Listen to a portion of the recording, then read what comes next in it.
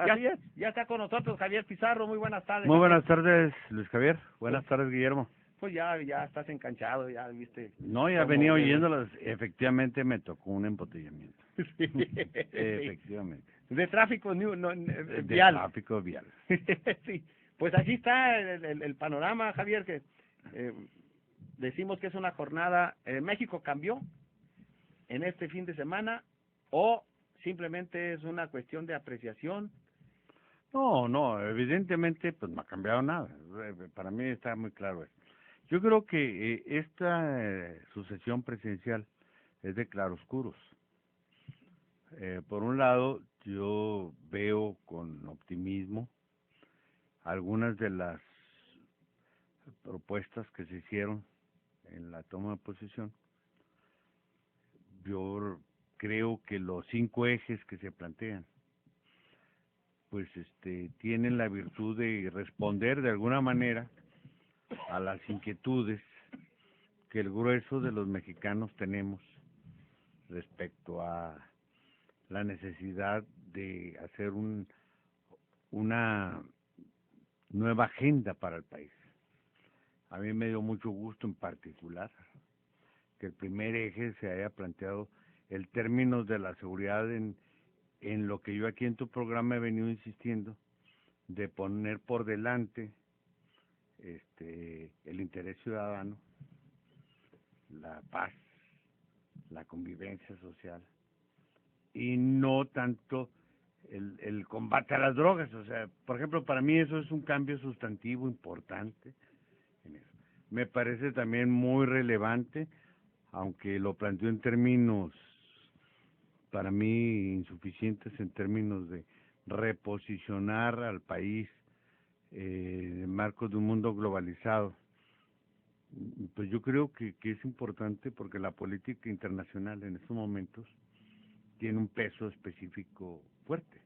Y si a eso lo asocias a la visita que hizo a países de América Central y de América del Sur, Latinoamérica, en primer término, y luego después con Obama y Canadá, con Estados Unidos y Canadá al cierre, pues creo que hay alguna sensibilidad para entender que la política exterior que México siguió durante todos los 12 años de gobierno del PAN fue desastrosa en términos comerciales, económicos, de liderazgo en América Latina, porque perdimos lo que México con la doctrina de Estrada había logrado, ¿verdad? Con un liderazgo, no solo en América Latina, sino a nivel mundial. Me da gusto también que se plantee la necesidad de eh, eh, combatir la desigualdad social, la pobreza.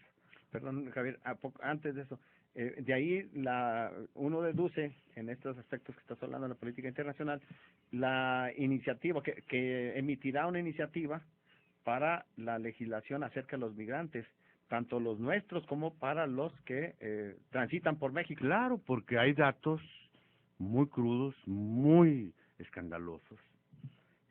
Acabo de leer el suplemento que acaba de publicar el periódico El Economista, donde habla de 100,000 migrantes centroamericanos secuestrados por bandas del crimen criminal. Es que es impresionante esto. En el sexenio, estoy hablando del sexenio. Sí.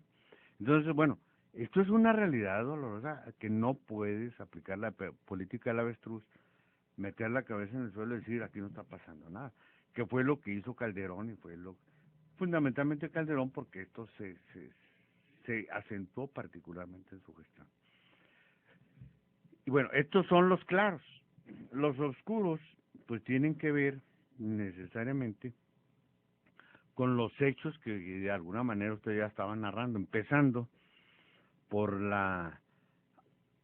asumir como un tránsito o una transición constitucional lo que no tiene sustento constitucional. Porque esa ceremonia del viernes no tiene en lo absoluto ningún. ¿Cómo es posible que Enrique Peña Nieto, como lo hizo en su momento Calderón, asuma la jefatura del Gabinete de Seguridad de las Fuerzas Armadas, sin que antes él haya asumido la presidencia de la República. Ya de entrada eso es una situación anómala, para decirlo en términos muy benignos, ¿no? No, eso no debió haber ocurrido. Como tampoco debió haber ocurrido el hecho de que este contraste, tú lo dijiste ahorita hace un momento, entre lo que estamos oyendo en el discurso de ya como presidente, ahora sí constitucional, está diciendo de ser un gobierno incluyente, receptivo a la pluralidad, tolerante, en búsqueda de acuerdo, cuando en la calle pues hay zamparranchos, hay virtualmente una situación de enfrentamientos, ¿verdad?, entre las fuerzas, Una revuelta. ¿verdad? Entonces, yo creo que por eso hablo de claroscuros en este proceso de transición. Este mismo pacto del que están hablando ustedes, que firmaron en el castillo de Chapultepec, tres fuerzas políticas, indudablemente las más representativas, PAN, PRD y PRI, pues pues sí, también tienen sus claroscuros. Claros en el sentido de que por primera vez de manera pública, iniciando una administración, iniciando un gobierno que además había sido acusado de ser favorecido por los poderes fácticos, dice que los poderes fácticos son un obstáculo para la consolidación del Estado, para las tareas del Estado mexicano.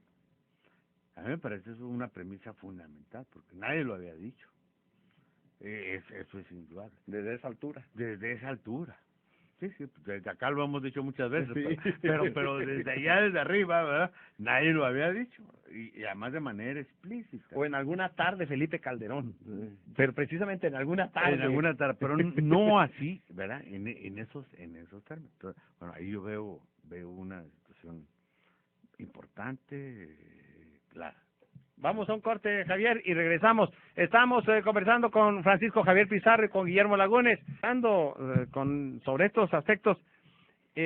Memo Lagunes, no sé si algo quedó pendiente, Javier. Nada más para puntualizar esto, sí. así estos claroscuros. Yo decía que pues me parece muy relevante que por primera vez se plantea como un problema de Estado el dominio y el control que tienen los poderes fácticos. Eso me parece muy relevante. Pero al mismo tiempo, eso es el claro, lo oscuro es de que estamos hablando de un pacto por México suscrito, firmado por las dirigencias, las cúpulas de partidos, sin que haya mediado antes un proceso de divulgación de ese pacto, de procesamiento de ese pacto al interior de los mismos partidos, para empezar. Y segundo, partiendo de la premisa falsa de que esos partidos representan realmente los intereses de actores y segmentos sociales significativos, porque yo no lo veo así. A lo mejor, cuando hablamos que se quiere equiparar el pacto de Chapultepec, para ponerle un nombre, con el pacto de la Moncloa, pues no tiene ningún punto de referencia. ¿Por qué? Porque ahí estaba muy claro que los que firmaron el pacto de la Moncloa representaban fuerzas sociales, corrientes sociales, ideológica, política y programáticamente muy definidos. Y aquí no es el caso. Entonces, estaban hasta las comisiones obreras de Marcelino Camacho. Sí, por eso. Entonces, ahí sí era claro de qué se trataba. Era desmantelar todo un régimen. Todo un régimen para establecer eso. Entonces, más que un pacto político el de la Moncloa, fue un pacto social.